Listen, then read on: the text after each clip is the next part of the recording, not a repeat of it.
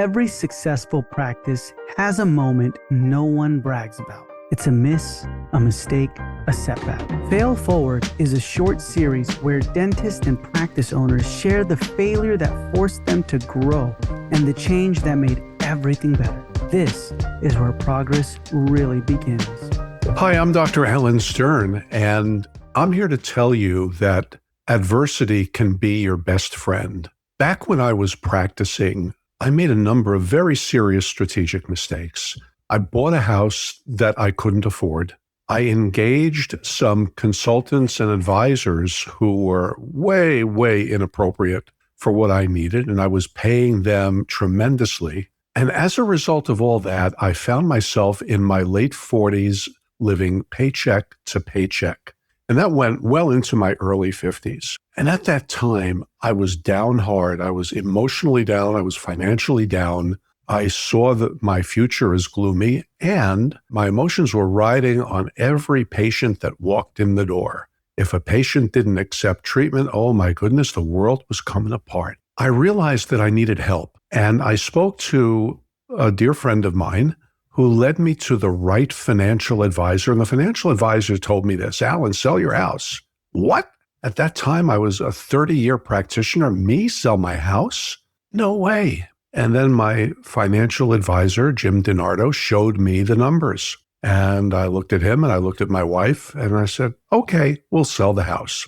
And that's what I did. I sold a lovely house in a prestigious area of town. I moved into a townhouse. And at first, my ego was taken aback. I had to live in this modest townhome, plenty of room, but not in a fancy area of town.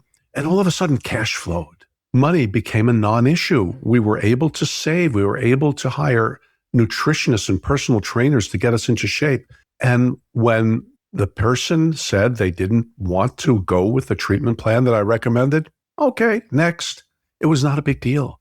The pressure was off. I got the 800-pound gorilla of debt out of my way. I engaged the right advisors because nobody gets there alone. And it completely turned around my attitude. It turned around my finances. It turned around my life. The lesson here is this: live below your means. Do not be a prisoner of financial obligation. It doesn't matter what you think the guy down the street has or is doing. It doesn't matter what you think your neighbor is doing. And it especially doesn't matter if you see what other people are posting on social media that you interpret it as they are doing so much better than you. Answer yourself the question: how much is enough? How much do I want? How much more than barely enough do I want? And what exactly am I willing and able to do to get it? Live below your means. Pursue happiness. Don't be a prisoner of finance. That's the lesson. That's the one failure that I had, the wrong decisions that I made that led me to what I saw as financial rock bottom and emotional rock bottom. That actually was the best thing to ever happen to me, because now I can teach, I can coach, I can speak, and I can write about it, and I can show other people how to live using the lessons of my life for their own betterment. That's my position. I'm sticking to it. Michael Arias and the Dental Marketer, thank you so much for having me, and I'm always here to help.